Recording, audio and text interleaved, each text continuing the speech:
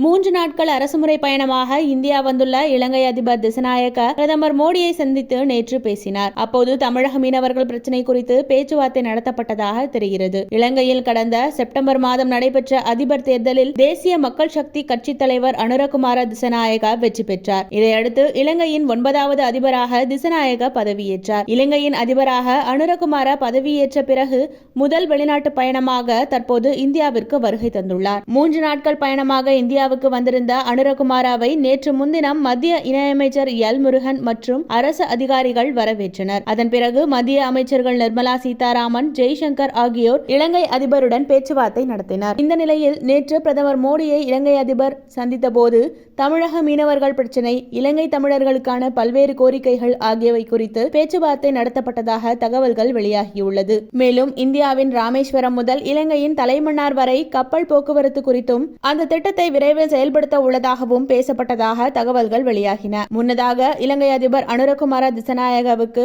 ஜனாதிபதி மாளிகையில் அணிவகுப்பு மரியாதை அளிக்கப்பட்டது.